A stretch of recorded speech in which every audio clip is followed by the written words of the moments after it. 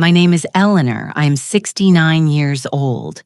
And on the day my husband's will was read, my sons divided $30 million between themselves as if it were a poker game. Stephen got the construction companies. Daniel inherited the restaurant chain, the estates, the luxury condos, the sports cars, everything, absolutely everything. And I, after 45 years of dedicated marriage, after sacrificing my entire life for that family, received a dusty envelope that looked like trash. My daughter-in-law, Jessica, laughed in my face and said, "At least you can use it to store recipes, mother-in-law." Stephen didn't even look at me. Daniel sighed as if my very existence was a burden. Humiliated and shattered, I walked out of that office feeling like my life was worthless. But what they didn't know was that tonight, when I opened that despised envelope in the solitude of my home, I would find something that would change everything forever. Arthur had died just a week ago. Pancreatic cancer took him in 6 cruel and painful months. For 45 years, he had been my partner, my refuge, the man who built an empire from scratch, working day and night. I was always by his side. When he stayed up until dawn reviewing numbers, I brought him coffee and stayed awake waiting for him. When he had to travel for business for weeks on end, I managed the house alone and raised our 2 sons without ever complaining. When the banks wouldn't lend him money to expand the business, I sold the jewelry my mother had given me to help him get the capital he needed. I never asked for recognition. I never claimed credit. I just loved my husband and trusted that he would take care of me when the time came.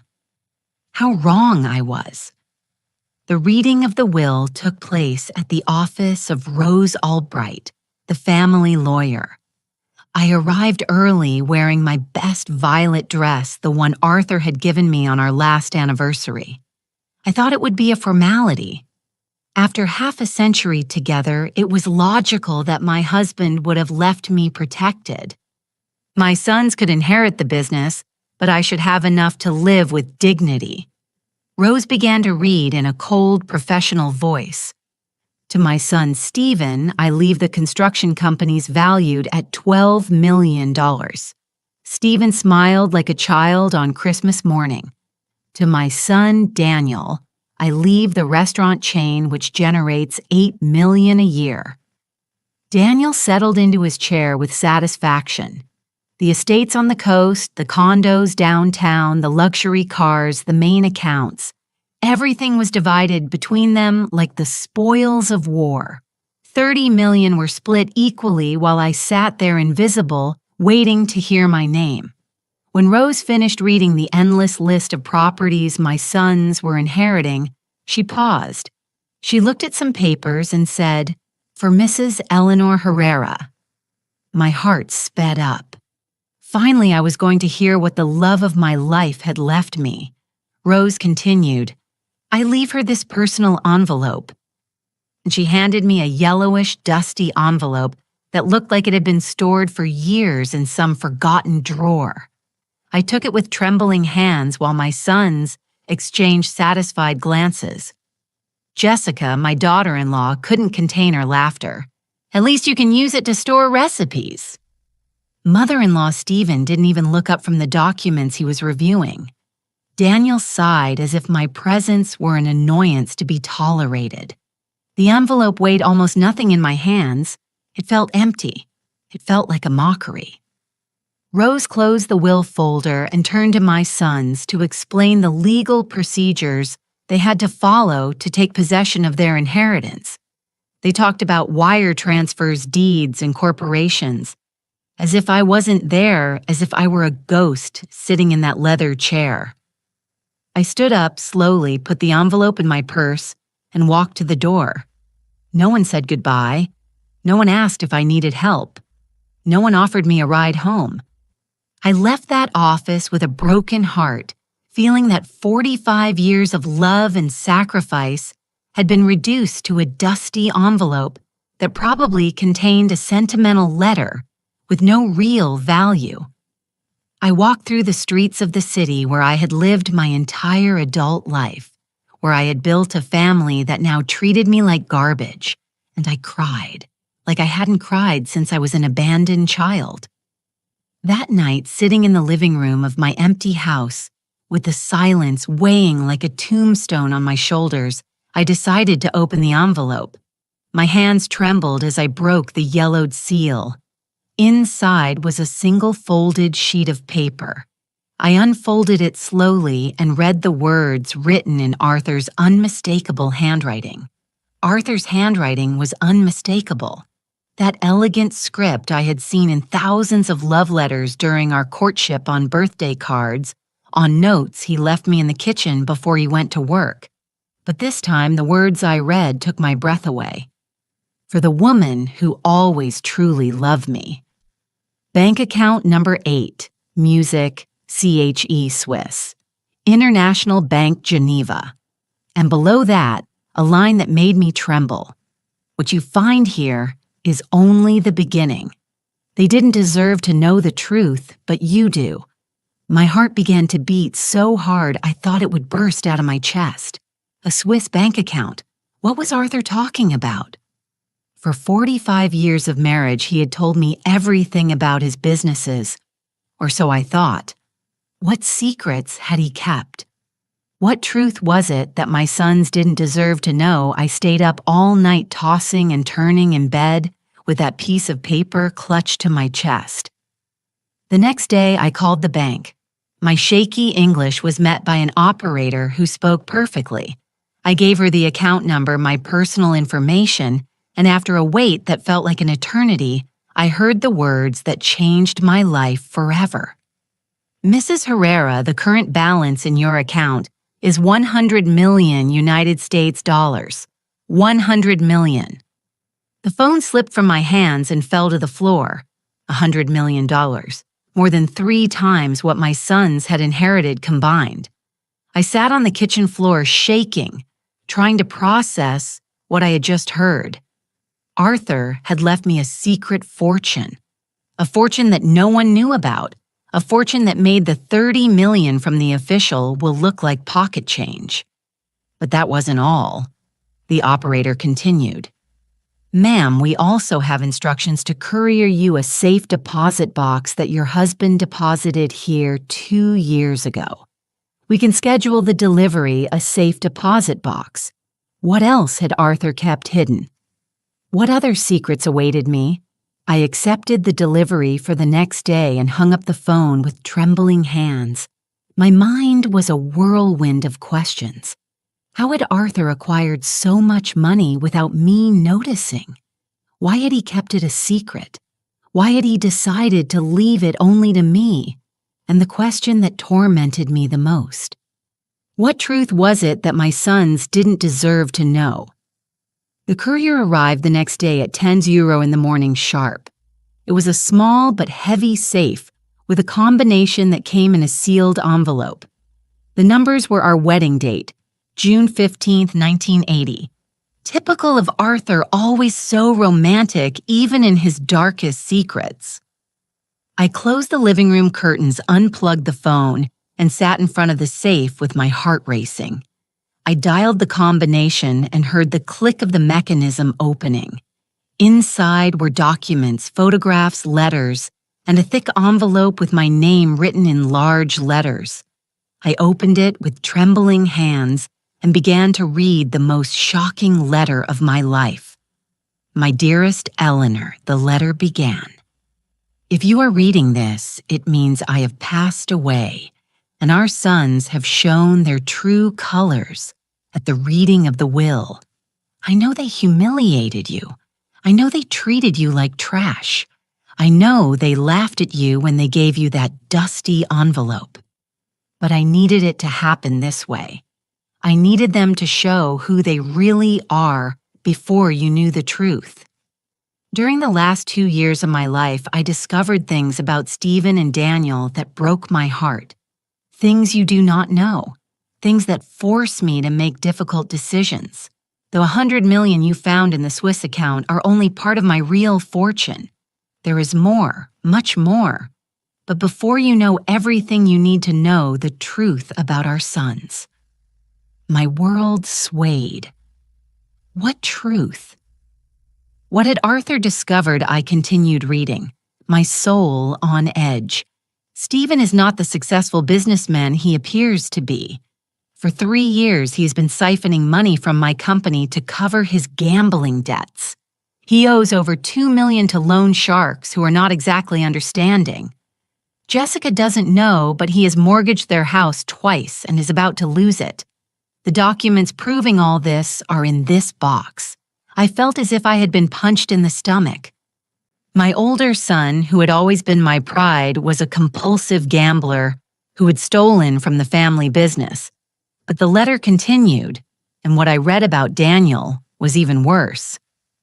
Daniel has a cocaine addiction that he has been hiding for 5 years. He has secretly sold 3 properties I had given him to finance his habit. But the most serious thing is that he is involved with drug traffickers who are blackmailing him. They threatened to kill him if he didn't pay them $500,000 by the end of the year. The documents of his debts and the photographs proving his addiction are also in this box. Tears began to stream down my cheeks. How had I been so blind? How had I not realized that my sons were destroying their lives? Arthur's letter continued revealing darker and darker secrets. But what hurts me the most, my love is what they plan to do with you. I heard them talking one night in my study. They thought I was asleep from the medication, but I heard every word. Stephen told Daniel that when I died, they had to get rid of you as quickly as possible. Jessica suggested they declare you mentally incompetent and have you committed to a nursing home. Daniel said it would be easy to get a doctor to sign the necessary papers. They wanted to take your share of the inheritance and lock you away somewhere. You wouldn't be an inconvenience to their plans. The paper grew damp with my tears. My own sons, my own flesh and blood. They had planned to lock me away like a sick animal to steal my money. That's why I made the decision to protect you, Arthur continued. That's why I moved the bulk of my fortune to accounts only you can access. That's why I let them have the crumbs from the official will while you have access to the real inheritance. The $100 million are just the beginning, my love. There are properties in Europe, investments in Asia, accounts in tax havens. In total, more than $200 million that are now yours. But I also leave you something more valuable, the truth. And with that truth, the power to decide what to do with our sons. My hands were shaking so much, I could barely hold the letter. $200 million, a fortune that made my son's official inheritance look like loose change. The letter ended with a sentence that was seared into my soul. You decide whether you use this information to protect yourself or to teach them a lesson they will never forget. I can no longer take care of you, but I have given you the weapons to take care of yourself. With all my eternal love, Arthur, I put the letter down on the table and looked at the contents of the safe. There were photographs of Daniel using drugs, bank documents showing Stephen's debts contracts, signed with dangerous loan sharks, audio recordings on small devices I didn't dare listen to yet. My husband had been a private detective during his last years, meticulously documenting the corruption of our own sons. And now that explosive information was in my hands. I sat in that room for hours surrounded by photographs that destroyed the image I had of my children. Daniel with glassy eyes snorting cocaine in the bathroom of some nightclub. Stephen signing documents with men in dark suits who were clearly not legitimate bankers. Casino receipts for thousands of dollars. Pawn shop tickets for items I thought they still owned. My perfect world, my exemplary family was crumbling before my eyes like a house of cards. But what hurt the most wasn't the addictions or the debts. It was the plan they had hatched to get rid of me. In one of the recordings I finally dared to listen to, I heard Jessica's voice saying, "Once she's committed, we can sell the family house and split the money. She's an old woman. She won't notice a thing." And Stephen's reply, "Mom was always so naive. It'll be easy to convince her it's for her own good." Over the next few days, I dedicated myself to investigating every document Arthur had left in that safe. He had hired private investigators to follow our sons. He had recorded phone conversations. He had photographed secret meetings.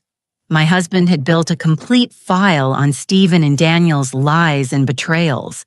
And among all those papers, I found something that chilled my blood. A contract signed between my sons and a specialized geriatric care company. They had already paid the deposit to commit me to a place called Willow Creek Senior, living a private nursing home 3 hours from the city. The contract was dated 2 weeks before Arthur's death. They had planned to lock me away before their father even died. They had planned to rob me while I was mourning at his funeral. The phone rang one morning as I was reviewing bank documents. It was Stephen using that fake voice he used when he wanted something. "Mom, we need to talk. Jessica and I are worried about you. You've been very quiet since the funeral." Worried. How ironic. I told him I was fine, that I just needed time to process the loss. But he insisted, "It's not good for you to be alone in that big house. We've been thinking about options to make you more comfortable." There it was. The plan was beginning to unfold. What kind of options, I asked, feigning innocence? Well, there are some very nice places where you can have company activities, 24-hour medical care places where you don't have to worry about a thing. Places like Willow Creek Senior Living, I thought, feeling rage begin to boil inside me. That same afternoon, I received another call, this time from Daniel. "Mom, Stephen told me you spoke this morning. I think it's an excellent idea for you to consider moving somewhere more suitable for your age." His voice sounded nervous, as if he were reading from a script. "Besides," he continued, "we need to talk about finances. Dad left you the house, but the upkeep is very expensive. The taxes, the utilities, the repairs. It would be better to sell so you can live somewhere without those worries. Selling the house, of course, was part of the plan. Get rid of me and take whatever they could." "I'm in no hurry to make decisions," I replied. "We just buried your father." "But Mom," he insisted, "the longer you wait, the harder it will be. At your age, changes are complicated. It's better to act fast. At my age, as if I were a senile old woman incapable of taking care of herself." Over the following days, the calls intensified. Stephen, Daniel, and Jessica took turns pressuring me. They would show up at my house unannounced, always with brochures for senior living facilities and arguments about my safety and well-being. "Look at this place," Mom Jessica would say, showing me pictures of gardens and activity rooms. "They have physical therapy, painting classes, excursions. You would be so happy here." But I had researched that place. It was a gilded cage where relatives deposited inconvenient elders and forgot about them forever. The online reviews spoke of medical negligence, terrible food, and abusive staff. A perfect place for someone to slowly disappear from the world. One afternoon, while pretending to consider their suggestions, I decided to test them. "You're right," I told them during a forced family dinner. "Maybe it is time to make some changes, but first I'd like you to help me with something." Their eyes lit up, thinking I had given in. "Of course, Mom. Whatever you need," Stephen said with a fake smile. "I want to review all of your father's company documents. I want to understand exactly what you inherited and how the business works." The silence that followed was deafening. Stephen and Daniel exchanged nervous glances. "Don't worry about that, Mom," Daniel said quickly. "We'll take care of everything. You don't have to bother with paperwork." But I insist I continued. "After 45 years of building that empire with your father, I have a right to know what will happen to it." Jessica chimed in with that condescending smile. "I hate it so much. Mother-in-law, those things are very complicated. Numbers, taxes, contracts. It's better to let the men handle it while you relax in your new home." The men, as if I were a child incapable of understanding basic math. Besides, Stephen added, "We've already made some important decisions. We've sold one of the estates to pay off company debts." Sold an estate. What debts?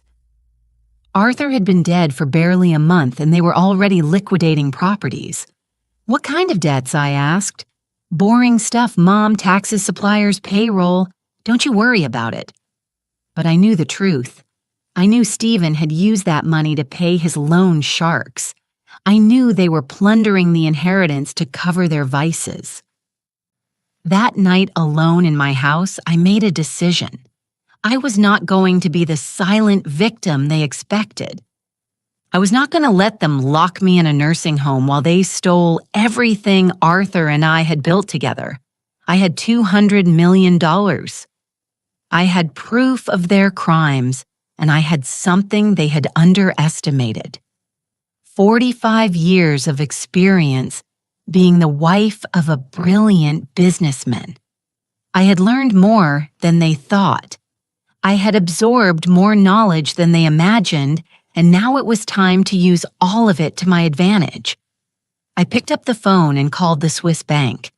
It was time to start moving my pieces in this deadly chess game my own sons had started.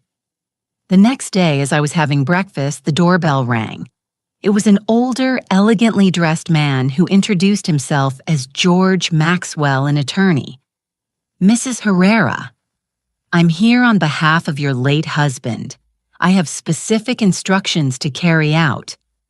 Arthur had hired independent lawyers different from Rose to handle his secret affairs. George handed me a thick folder full of legal documents. "Your husband asked me to deliver this to you exactly 1 month after his death. These are legal powers, contracts, and authorities that will allow you to take full control of all his companies if you so choose." Full control. Arthur hadn't just left me money. He had left me the keys to the kingdom. "Your sons do not know these documents exist," George continued.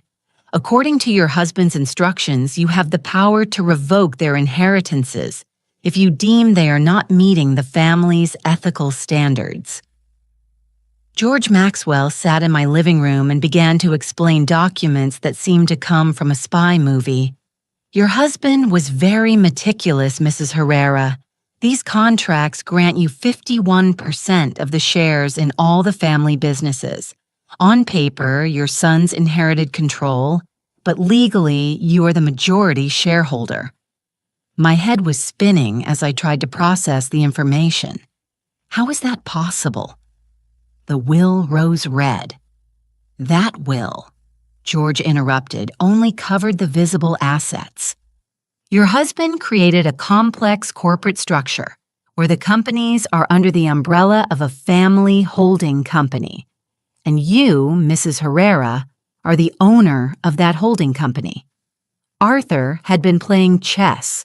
While we all thought he was playing checkers, he had built a perfect legal trap disguised as a generous inheritance for his sons. "But there's more," George continued, opening another folder. "Your husband also tasked me with investigating your son's activities for the last 3 years. What we discovered is enough to completely nullify their inheritances, and in some cases to initiate criminal proceedings."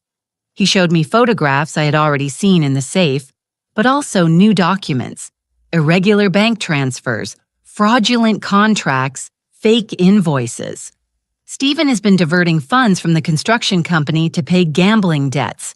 In total, he has stolen nearly $3 million.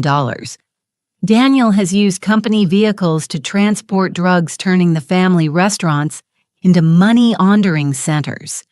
Each revelation was like a hammer blow to my chest. How had I raised two criminals without realizing it? George took out an audio recorder and played it. I immediately recognized my son's voices. When the old lady is locked up, Stephen was saying, "We can liquidate everything and get out of the country. With 50 million each, we can start over in Europe." Daniel's voice replied, "Yeah, but we have to act fast. The cartel is pressuring me for the money I owe. If I don't pay them soon, they're going to start killing people." "Don't worry," Stephen continued. "In 2 weeks, Mom will be committed and will have access to all the accounts. Rose has already prepared the mental incapacity documents." My blood ran cold. They weren't just planning to rob me. They were planning to flee the country after destroying everything Arthur had built. "Your husband recorded this conversation 3 weeks before he died," George explained. "That's why he accelerated all the legal preparations. He knew he had little time to protect you. He handed me a new cell phone. This device is directly connected to my office and to the police. If you feel threatened at any moment, press the red button and help will be on its way." The reality of my situation began to sink in. I wasn't just dealing with ungrateful children. I was dealing with desperate criminals who saw my death or disappearance as the solution to all their problems. "What do you recommend I do?" I asked him. George smiled, an expression that didn't reach his eyes. "Your husband asked me to tell you this verbatim. Eleanor, you are stronger and smarter than they think. It's time they found out who they're messing with." That night, after George left, I sat in front of my vanity mirror and truly looked at myself for the first time in months. I saw a 69-year-old woman with gray hair I had let grow naturally with wrinkles that told the story of 4 decades of smiles and tears. But I also saw something I had forgotten existed: fierceness. For all those years of being the perfect wife, the selfless mother, I had buried the fighter I had been in my youth. The woman who had sold her jewelry to help Arthur build his empire. The woman who had worked double shifts when money was tight. The woman who had fought against bank suppliers and competitors to protect her family. That woman was still there, dormant, but not dead, and it was time to wake her up. The next day, I began my counterattack. First, I called the bank and transferred $10 million to a local account. I needed immediate liquidity for what I had planned. Next, I hired a private security firm to watch my house 24 hours a day. If my sons planned to speed up my commitment, they were going to meet more resistance than they expected. I also hired a forensic accountant to audit all the family businesses. I wanted official documentation of every penny they had stolen. Finally, I visited 3 different criminal defense attorneys and gave them copies of all the evidence I had against Stephen and Daniel. I wanted to be prepared for any scenario. Stephen showed up at my house unannounced on Friday morning. He was accompanied by Jessica and a man who introduced himself as Dr. Evans, a specialist in geriatrics. The plan was in motion. "Mom," Stephen said with that fake smile that now nauseated me, "we brought the doctor to give you a general checkup. We just want to make sure you're okay." The supposed doctor carried a black briefcase and a condescending attitude that made my blood boil. "I don't need a checkup," I replied firmly. "I feel perfectly fine." But Mom Jessica insisted. "At your age, it's important to have regular checkups. The doctor just wants to ask you a few simple questions." Simple questions like the ones used to declare someone mentally incompetent, Mrs. Herrera, the fake doctor, said in a syrupy voice. "I just need to assess your cognitive state. These are routine procedures." He took some forms from his briefcase that I recognized immediately. They were the same documents George had shown me, the ones Rose had prepared to declare me incompetent. "Can you tell me what day it is today?" he asked. "Friday, October 13th. I replied. "Can you tell me where you live?" "In the house I built with my husband 30 years ago at 1247 Oak Avenue. Do you remember how much money you inherited in the will? There was the trap. If I said I had only inherited a dusty envelope, it would confirm I had no resources and would be easier to declare incompetent.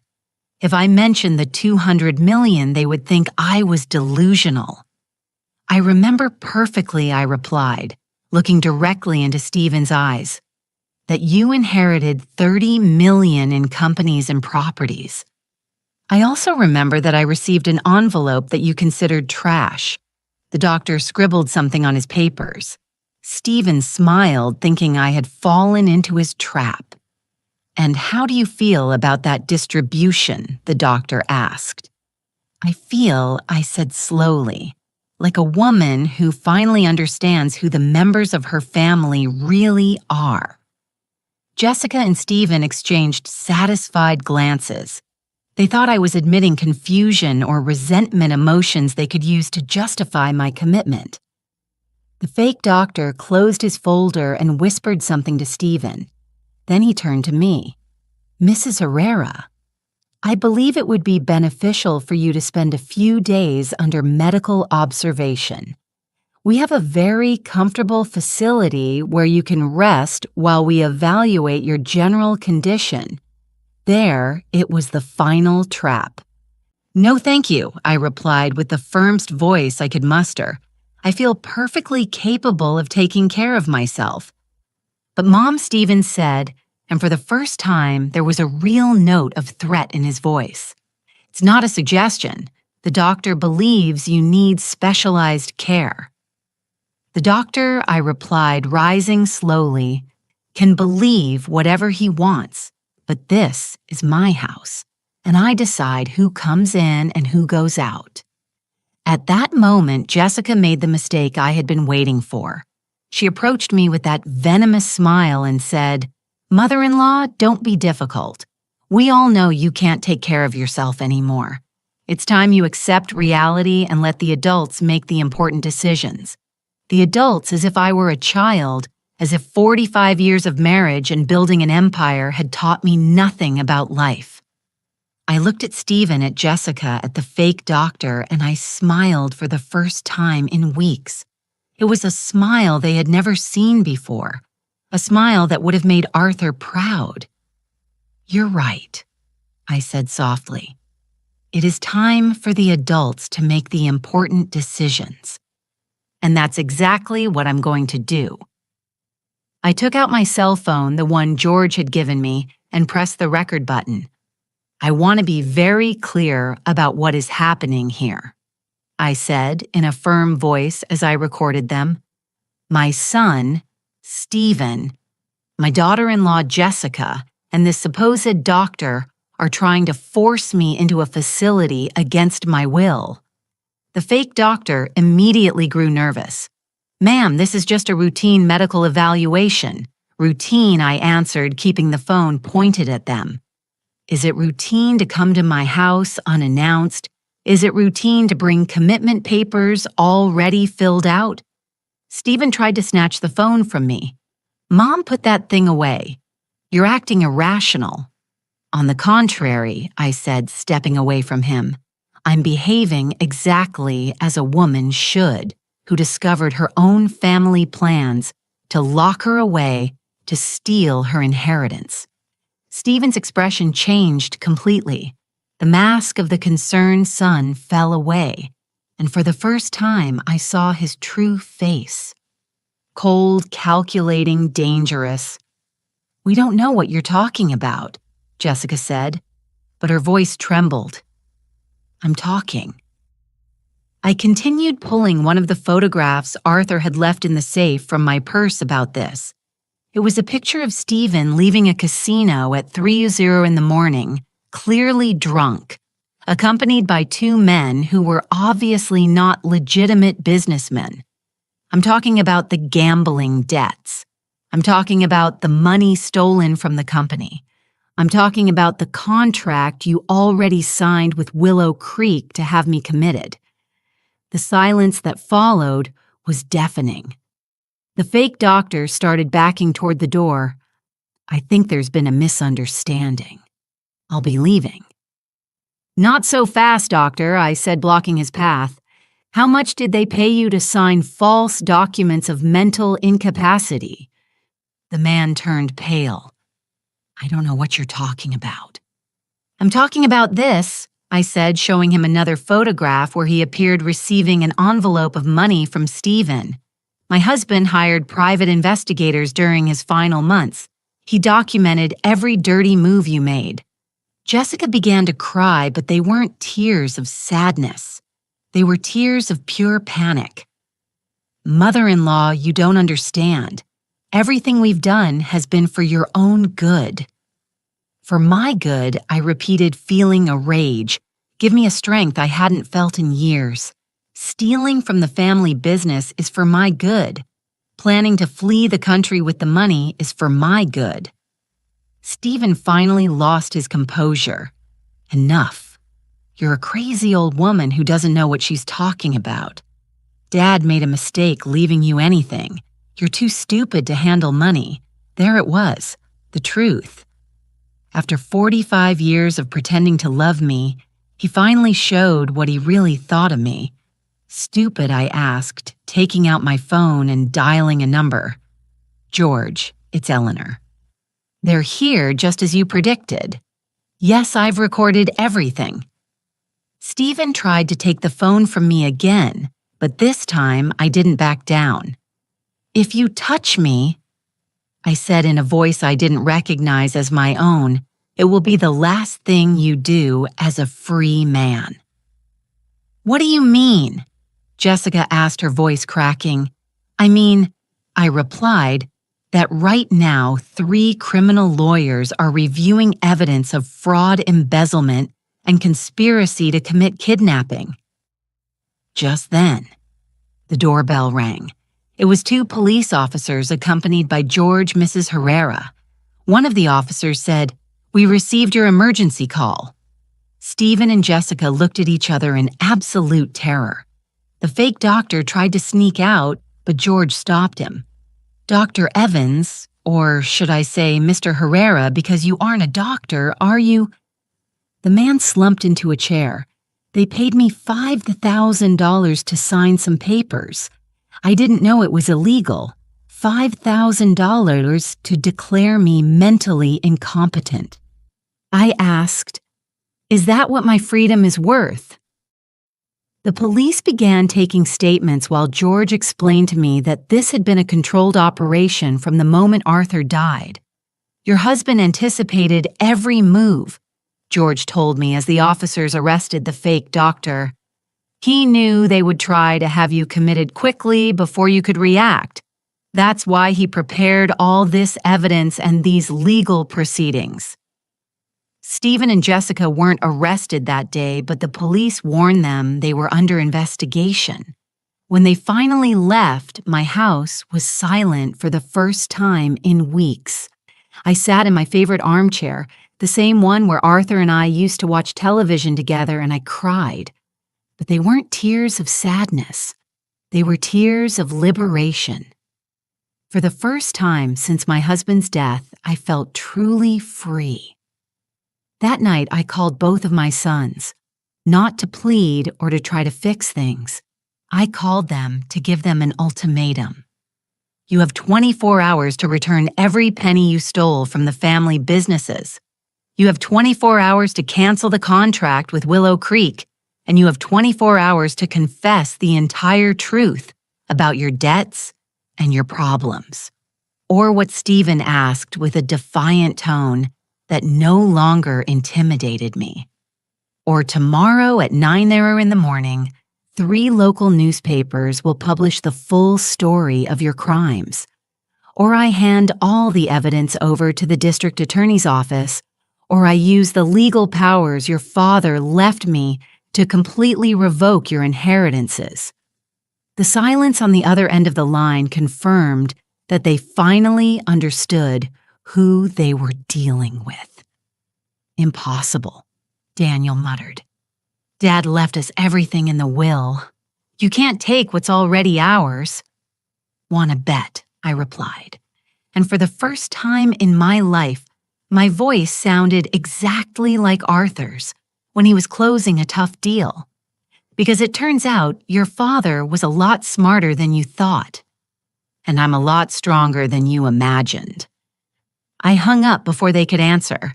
I didn't need to hear any more lies, more excuses, more manipulation. It was time for them to learn that the woman they had underestimated for so many years had sharp claws when she needed to use them. The next morning at 8:00 sharp, Stephen and Daniel appeared at my door. They didn't come with fake lawyers or commitment plans. They came with their tails between their legs, defeated, begging for mercy. "Mom," Stephen said, and for the first time in years there was no condescension in his voice. "We need to talk." I let them in, but this time I didn't offer them coffee or a smile. I left them standing in the middle of the living room while I remained seated in my armchair in the position of power I had earned. "Talk," I said simply. Daniel started to cry. "Mom, everything got out of control. The drugs, the debts, the loan sharks. We didn't know how to stop. And your solution was to rob me and lock me away," I asked. "That wasn't the original intention," Stephen muttered. "At first we just needed to borrow some money. We thought we could pay it back before anyone noticed. But things got worse." Daniel continued. "The cartel started threatening us. They said if we didn't pay, they would go after the family. So you decided to hurt me first," I replied. "You decided it was better to lock me up like an animal than to face the consequences of your choices." Stephen knelt in front of my chair. "Mom, we're your sons.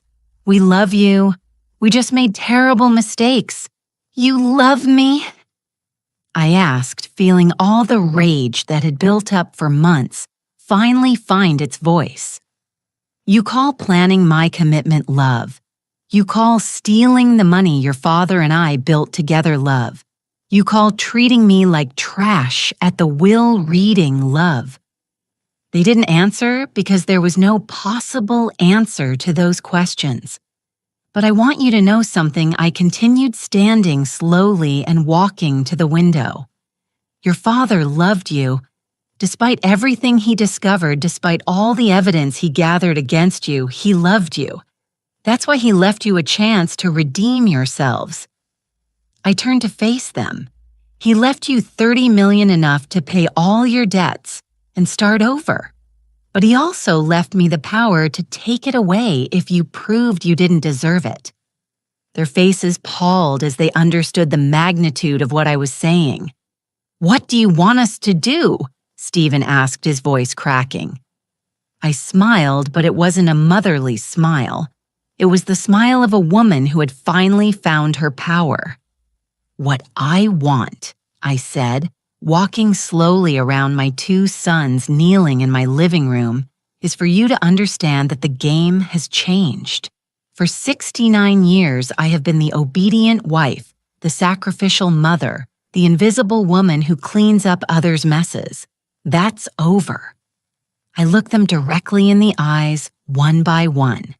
"Stephen, I want you to call all your loan sharks right now and tell them they will get their money, but not from the money stolen from the company. They will get it from your own inheritance." His face fell. "Mom, if I do that, I'll have nothing left. The debts are more than $3 million exactly," I replied, showing not a shred of compassion. "You'll be left with exactly what you deserve after stealing from the family business for 3 years.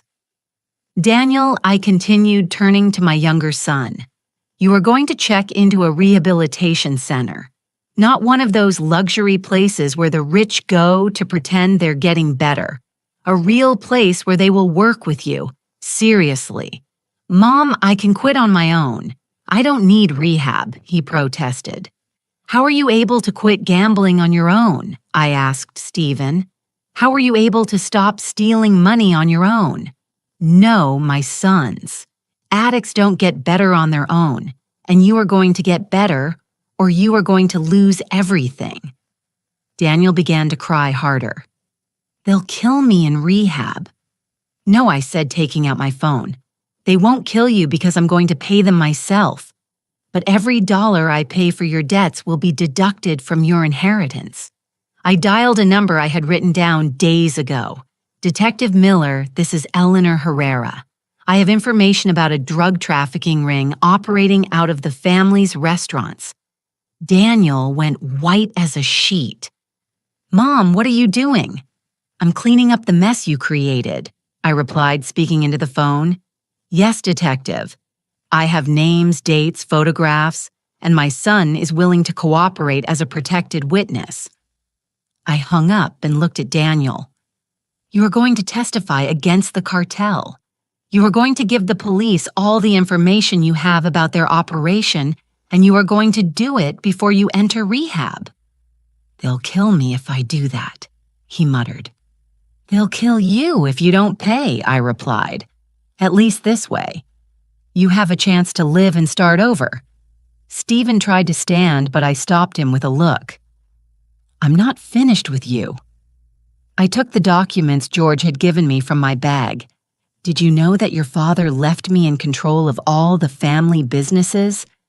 Did you know that I can legally fire you right now? Panic filled his eyes. Mom, that company is all I know how to do. It's my life. It was your life. I corrected him. Until you decided to turn it into your personal cash register. I showed him the financial statements the forensic accountant had prepared. $3 million stolen over 3 years. Fake invoices, irregular transfers, ghost accounts. Do you know what this is? This is evidence of a federal crime. But there's a way to resolve this without involving the DA's office. I continued, seeing hope light up in his eyes. You are going to sign your resignation as CEO of all companies. You are going to transfer all of your shares to me, and you are going to work as a common laborer, earning a basic wage until you have paid back every penny you stole. A laborer? He asked, incredulous. You're going to start from the bottom, just like your father did. You're going to carry bricks. You're going to clean offices. You're going to do the work that real working men do every day. And you're going to learn what it means to earn money honestly. The humiliation on his face was evident. But there was something else, too. Respect. For the first time in years, he was seeing me as more than a harmless old woman. Jessica, who had been quiet throughout the conversation, finally spoke. Mother-in-law, this is ridiculous. They can't accept these conditions. They're your sons. I turned to her with a smile that could freeze blood. Oh, really? And what are your options? My dear daughter-in-law. I took another photograph from my bag. It was Jessica kissing a young man in a hotel parking lot. Should I tell Stephen about your affair with the Pilates instructor, or would you prefer to tell him yourself? Her face fell completely. Or would you prefer I tell him about the $50,000 you've been siphoning from the family account to buy yourself clothes and jewelry? Stephen looked at his wife with an expression of absolute betrayal. What is my mother talking about? Your wife. I continued, savoring every second of her discomfort has been stealing from you for 2 years, and she's been sleeping with Rick, the Pilates instructor from the gym, for 6 months. Jessica started to deny everything, but I pulled out more photographs. Do you want me to keep showing evidence, or are you going to confess the truth to your husband? Stephen stood up slowly, looking at Jessica, as if seeing her for the first time. Is it true? She cried. But she didn't deny anything else. Why, he asked. Because I answered for her. She thought that when you inherited, she would have access to millions of dollars. She planned to stay with you until she had enough money to divorce you and take half. This can't be happening, Stephen muttered, holding his head in his hands. Oh, but it is happening, I said, feeling more powerful than I had in decades, and we're just getting started. I pulled the last document from my bag. This is a divorce agreement my lawyer prepared. Jessica is going to sign it now without asking for a single penny in the division of assets, because if she doesn't sign it, all these photographs will appear in the newspaper tomorrow, along with the evidence of her theft. You can't make me sign anything, Jessica said, but her voice was trembling.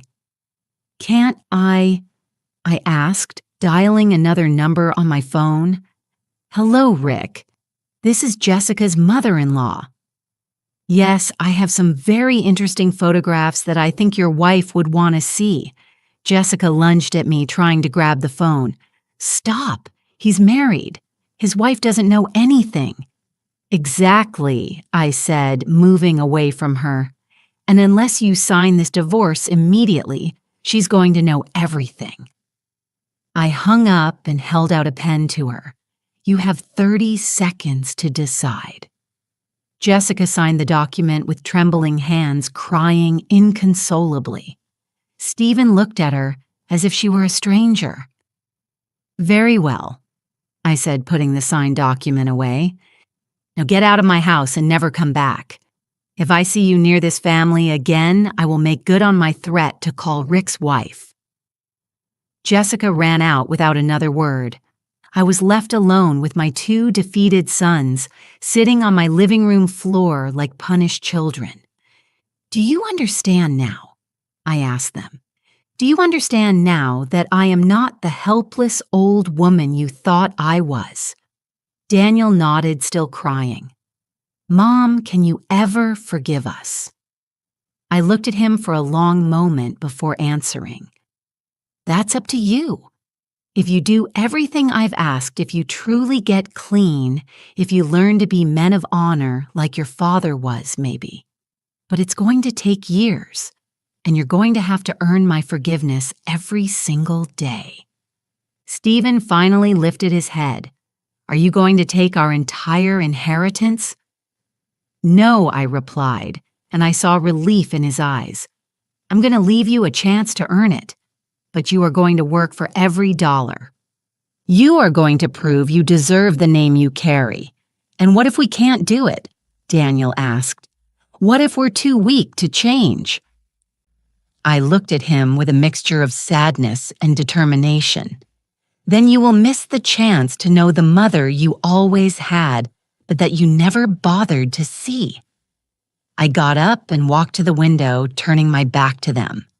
Your father left me 200 million, my sons. Enough money to live like a queen until the day I die. Enough money to help thousands of people who truly need it. You will decide if you want to be part of that story, or if you will be left on the outside looking at what you could have had. When I turned around, they were no longer in my living room. They had left in silence, finally understanding that the power had changed hands for good. The following days were the quietest I'd had in months.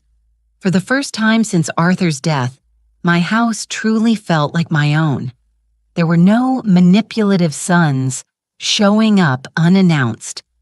No venomous daughters-in-law making snide remarks. No fake doctors trying to declare me incompetent. Just me, my morning coffee, and the strange but liberating feeling of having total control over my life. Stephen kept his word, calling all his loan sharks and telling them they would receive their money from his own inheritance. Daniel voluntarily checked into a rehabilitation center on the outskirts of the city, and Jessica had completely disappeared, probably holed up in some hotel, while she figured out how to rebuild her life after her perfect plan imploded. But I knew this was only the beginning. For 45 years, I had been the wife who supported from the shadows. Now it was time to find out who Eleanor was, as an independent person, as a woman with power, as the heir to a 200 million empire. The first decision I made was to visit all the companies I now controlled. I wanted to meet the employees who had worked for Arthur for years. I wanted to understand exactly what my husband had built and how I could make it better. The first stop was the main construction company where Stephen had been CEO until a week ago. When I arrived at the offices dressed in a gray suit I had bought specially for the occasion, all the employees looked at me with curiosity. They knew I was the boss's widow, but they had never seen me in a professional context. "Good morning," I said to the 30 employees gathered in the conference room. "I am Eleanor Herrera, and from now on, I am the owner and CEO of this company." A murmur of surprise rippled through the room. I know some of you are concerned about the recent changes. I know you've heard rumors about financial troubles. I want you to know that those problems have been resolved and that this company will continue to operate under new policies of transparency and honesty. An older man whom I recognized as Frank, the construction supervisor, raised his hand. "Herrera, with all due respect, do you have experience running a construction company?" It was a fair question, and I had prepared the answer for days. "Frank," I replied, "for 45 years I sat at the kitchen table with Arthur every night while he told me about every project, every problem, every important decision. For 45 years I reviewed contracts, listened to phone calls, participated in business strategies. The difference is that now, instead of advising from the shadows, I will be leading from the front." Several employees nodded in approval. They had seen my dedication to the family for decades, but there are changes that will be implemented immediately, I continued. "First, we are going to conduct a full audit of all finances from the last 3 years. I want to know exactly where every dollar went." I saw some of the accountants exchange nervous glances. They probably knew about Stephen's irregularities but had remained silent out of fear. "Second, we will implement a bonus system based on real productivity, not favoritism. Third, any employee who has information about past irregular activities can come, speak with me privately without consequences to help me clean up this company." I raised my hand to stop the murmurs, and fourth, the minimum wage at this company will increase by 30% effective immediately. The silence that followed was absolute. Then slowly the applause began. These workers had watched Stephen spend money on luxury cars and expensive trips while they struggled to make ends meet. Now they had a boss who understood what it meant to work hard for every dollar. Over the next few hours, several employees came to my temporary office with information about the financial irregularities. They confirmed everything I already knew and added details that made my blood boil. Stephen hadn't just stolen to cover gambling debts. He had also been overbilling clients and keeping the difference. He had sold high-quality construction materials and bought cheap ones, pocketing the difference and compromising the safety of the projects. That afternoon, I visited the restaurants that had been Daniel's inheritance. The situation there was even worse. The managers confirmed that for months, they had been pressured to accept special clients who paid in cash and didn't want receipts. The money laundering had been so blatant that several employees had considered quitting rather than be complicit. "Why didn't you say anything?" I asked them. Mrs. Herrera replied, "Gloria, the manager of the main restaurant. Mr. Daniel told us that if we spoke to anyone about the special clients, we would lose our jobs. Some of us have families to feed." The rage I felt at that moment was volcanic. My sons hadn't just stolen money. They had intimidated honest workers into being accomplices to their crimes. But I also discovered something beautiful during those visits. I discovered that Arthur's employees were hardworking, honest people. who had genuinely respected my husband and were willing to respect my leadership if I proved to be fair. I discovered that I had natural business instincts that I had developed over decades without realizing it. I discovered that when I spoke with real authority based on knowledge and experience, people listened. And I discovered something more important, that I liked having power. I liked making decisions. I liked being the boss instead of the invisible wife.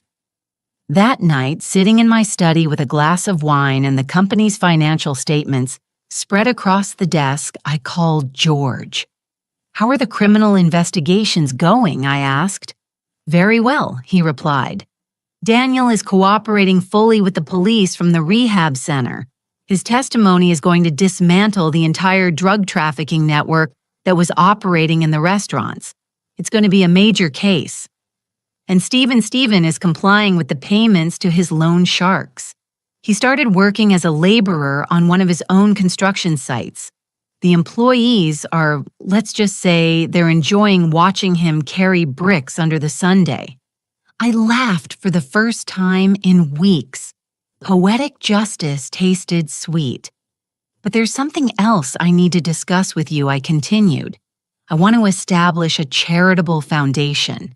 I want to use part of this $200 million to help older women who are in vulnerable situations." George was quiet for a moment. "Women like you would have been if Arthur hadn't protected you." "Exactly," I replied. "Women whose children abandon or mistreat them. Women who have no resources to defend themselves. Women whom society considers invisible simply because they are older. That's a beautiful idea, Eleanor. Your husband would be proud." "I hope so," I murmured, touching the photograph of Arthur I had on my desk. The days passed, and slowly I began to rebuild not only the businesses, but also my relationship with my sons. Stephen came to visit me every Sunday after his week of physical labor. He was thinner, more humble, but also more real than he had been in years. "Mom," he said one Sunday, "I want you to know that for the first time I understand what Dad felt when he built all this. Honest work has a different taste." Daniel called me from the rehab center twice a week. His conversations were painful but honest. "I'm learning to live without lying to myself," he told me in one call. "It's the hardest thing I've ever done in my life." Were they going to earn my complete forgiveness? I didn't know. Were they going to one day get their full inheritance back?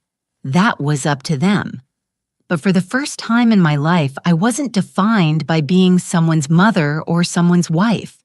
I was Eleanor, a businesswoman, a philanthropist, a powerful woman in my own right.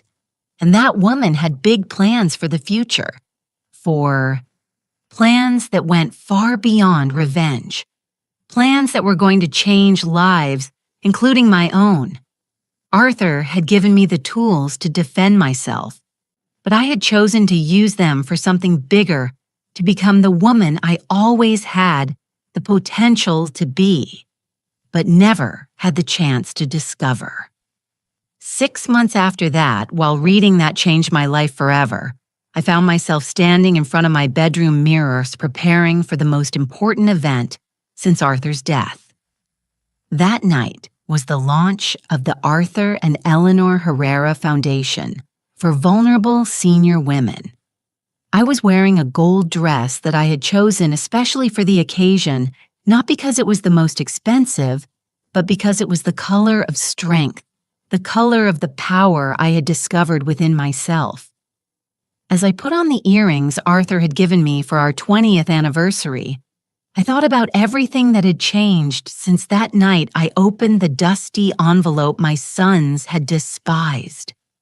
The foundation had already helped over 200 older women in its first few months of operation.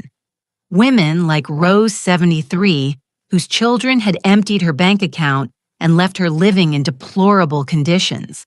Like Carmen, 68, who'd been a victim of domestic violence for decades and finally found the courage to escape. Like Patricia, 75, whose family had tried to declare her mentally incompetent to steal her pension. Every story I heard reminded me how close I had come to becoming one of those victims, and every woman we helped confirmed that I had made the right decisions. The phone rang as I finished getting ready. It was Stephen. Over these 6 months, our conversations had slowly evolved from hostility to something resembling mutual respect. "Mom," he said, and his voice sounded different, more mature. "I wanted to wish you luck at the launch tonight." "Thank you," I replied, surprised by the sincerity in his tone. "How are things at the construction site?" Goody answered. "We finished the affordable housing project you proposed today. Seeing the families move into their new homes, I get why Dad loved this business." It was true. I had turned part of the construction company into a project for low-income housing. It was profitable, but it also had a social purpose that filled my heart. Mom Stephen continued, "I know I have no right to ask you for anything, but can I come to the launch tonight?" The question took me by surprise. For months, I had kept my sons away from my new projects, not as punishment, but because I needed space to discover who I was without them. "Why do you want to come?" I asked. "Because," he said, and I heard real emotion in his voice. "I'm proud of you. Because I want people to know that I'm your son. Because for 35 years, I thought you were just my mom. And now I realize you are Eleanor Herrera, an extraordinary woman who just happens to be my mother." Tears began to roll down my cheeks. Those were the words I had waited decades to hear. "You can come," I finally said, "but you will come as a guest, not as privileged family. You will sit with everyone else and you will listen to what I have built without your help." "Understood," he replied. "And Daniel gets out of rehab next week. If he stays clean, if he continues to cooperate with the police, if he proves he has truly changed, then we can talk about his future in the family." I hung up the phone feeling a strange mix of hope and caution. My sons were changing, but I had learned not to blindly trust promises. This time, they would have to prove their transformation with actions, not words. The launch event was held in the main ballroom of the city's most elegant hotel. Over 300 people had arrived. Business leaders, politicians, social workers, and especially older women who had found a second chance in our foundation. As I walked among the guests, greeting and thanking them for their support, I felt more alive than I had in years. These were my people now. Not the family that had betrayed me, but the community I had chosen to build. The community of people who believed in second chances and in the dignity of older women. George approached me with a huge smile. "Eleanor, this is incredible. I've never seen such a positive response for a new foundation. It's because the need was real." I replied, "For decades, we older women have been invisible to society. It was time someone saw us." At that moment, I saw Stephen enter the ballroom. He was wearing a simple suit, nothing fancy, and he walked with a humility I had never seen in him before. Several guests recognized him, and I could see the curiosity on their faces as to why the son who had been disinherited was present at his mother's event. Stephen didn't try to approach me or claim any attention. He simply sat at a table in the back and waited. When it was time for my inaugural speech, I went up to the podium feeling a mix of nerves and excitement. Before me were 300 people who had come to support my vision. Behind me was the giant photograph of Arthur and me on our wedding day, reminding me where this journey had begun. "Good evening," I began, and my voice sounded stronger than I expected. 7 months ago, I was a 69-year-old widow who thought her life had ended with her husband's death. I thought my role in the world had been reduced to being the invisible mother of 2 adult sons and the grandmother who waited for occasional visits. But I continued feeling confidence grow in my chest. I discovered that life can begin at any age if we have the courage to make the hard decisions. I discovered that being older does not mean being invisible. I discovered that being 69 years old doesn't disqualify me from starting a new career, a new mission, a new version of myself. The applause started slowly and grew into a standing ovation. I saw tears in the eyes of many of the older women in the audience.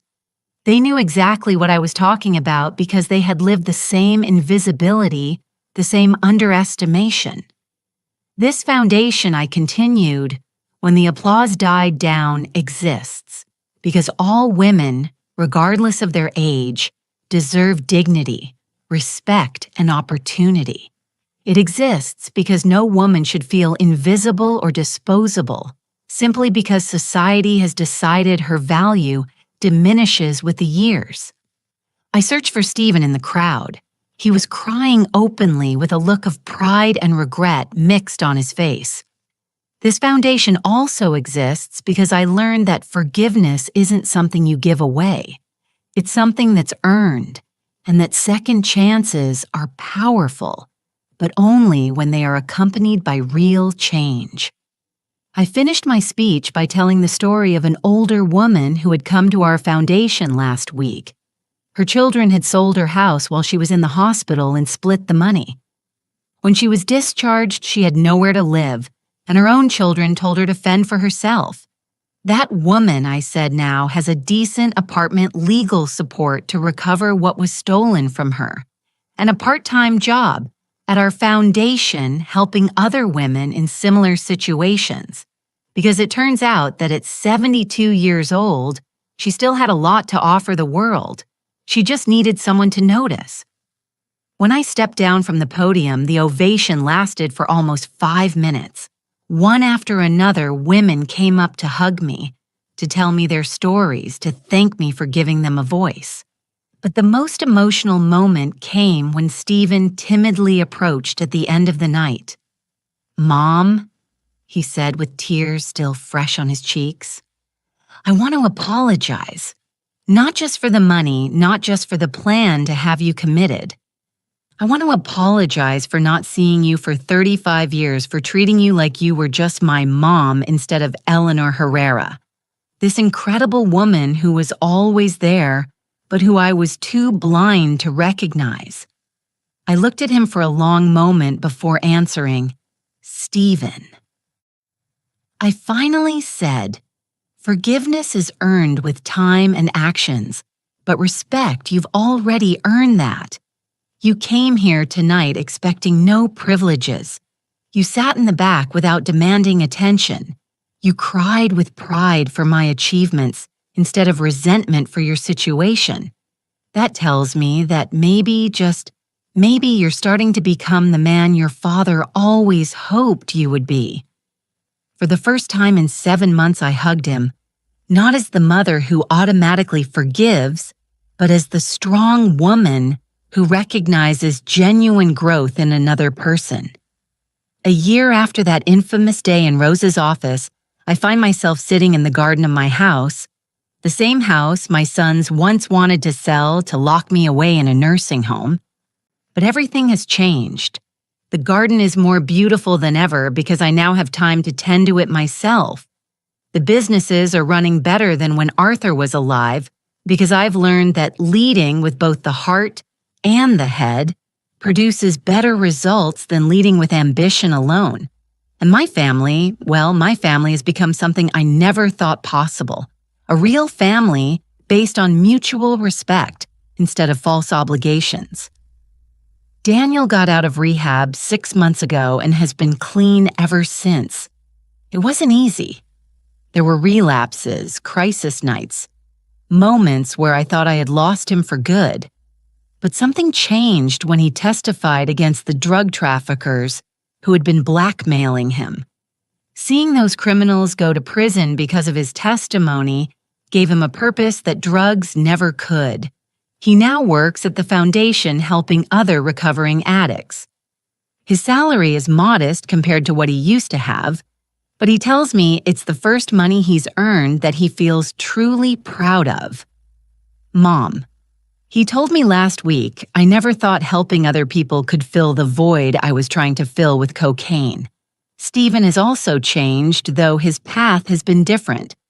After a year working as a laborer on his own construction sites, I promoted him to supervisor not out of favoritism, but because the other workers respected his transformation. He had learned what it means to earn every dollar with honest sweat. He had learned the names of all the employees, their family stories, their real needs. It's strange, he told me a few days ago as we had coffee in my kitchen, but I feel like I'm only now understanding what Dad built. It wasn't just money. It was a community of people who depended on us to feed their families. He had divorced Jessica, who had vanished from our lives as quickly as she had appeared. We didn't know where she was, nor did we care to know. But the biggest change wasn't in my sons. It was in me. For 70 years, I had defined my worth through my relationships with others. As a daughter, as a wife, as a mother, I had never existed simply as Eleanor. Now, when I wake up each morning, I am not Arthur's widow or the mother of Stephen and Daniel. I am the CEO of 4 thriving companies. I am the founder of an organization that has helped over 500 older women reclaim their dignity. I am a 70-year-old woman who is living the most exciting and productive decade of her life. I am someone who makes important decisions, who influences the lives of thousands of people, who builds legacies that will last for generations. The foundation has expanded beyond my wildest dreams. We now have 3 shelters for older women who are victims of family abuse, a free legal aid program, a job training center that teaches new skills to women who thought their careers were over, and a microloan program that helps senior entrepreneurs start small businesses. Last week, a 65-year-old woman who had been unemployed for 2 years opened her own bakery with one of our microloans. When she cut the ribbon at the grand opening, she was crying with joy because she finally felt useful, valuable, and capable again. But perhaps the project I am most proud of is the Grandmother Mentor Program. We connect older women with business experience, with young female entrepreneurs who need guidance. It turns out that decades of life experience, of having navigated family and financial crisis, of having raised families and supported husbands, in building businesses, makes us exceptional mentors. The young women need us more than we thought, and we have more to offer than society had ever recognized. It's beautiful to see how the wisdom of one generation becomes the springboard for the success of the next. George visited me yesterday to discuss the legal documents for a new expansion of the foundation. Eleanor, he said, as we reviewed contracts, did you ever imagine you would become all this? Never, I answered honestly.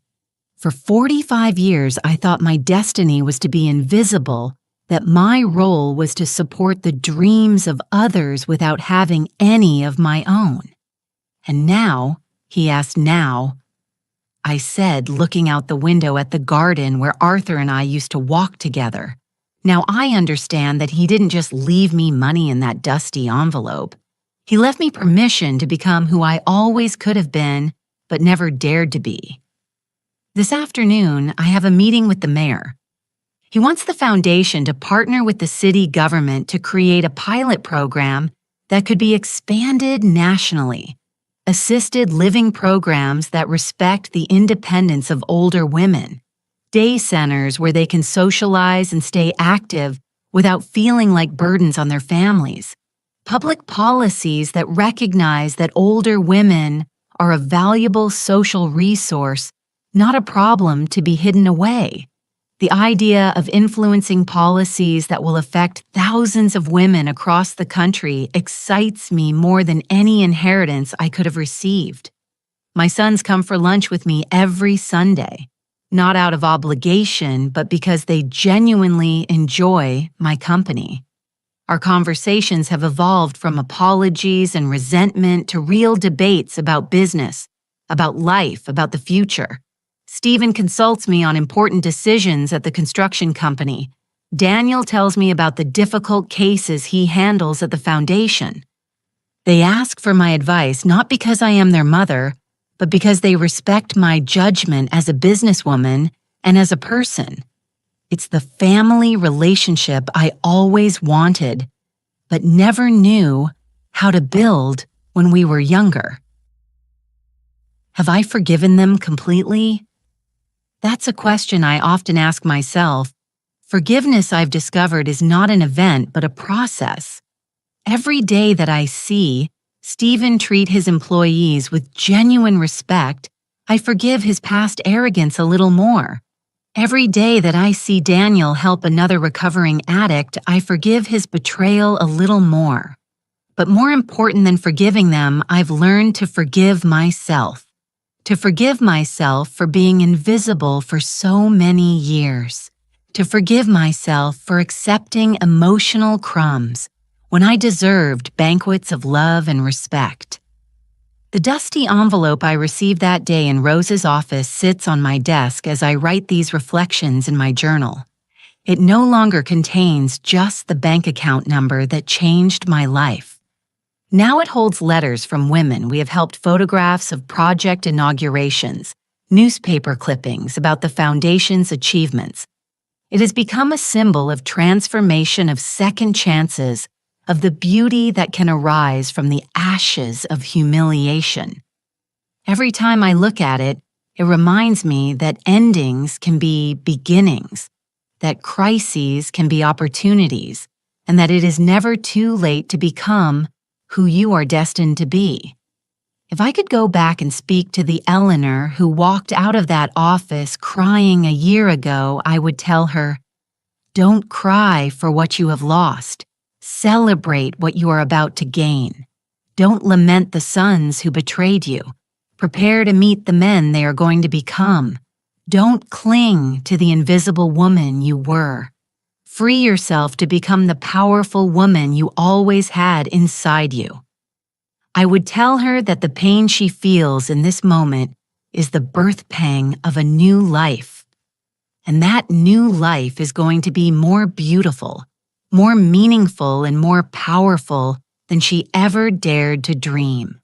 And to you, dear listeners who have heard my story to the end, I ask, how many times in your lives have you accepted being invisible when you deserve to be seen?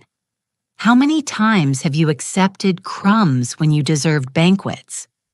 How many times have you allowed others to define your worth instead of discovering your own power?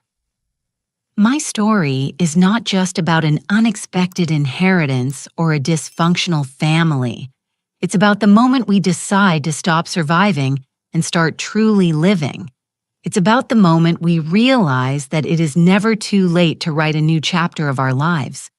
Because it turns out that the best years of our lives can be ahead of us, not behind us, if we have the courage to claim our power and use it for something bigger than ourselves.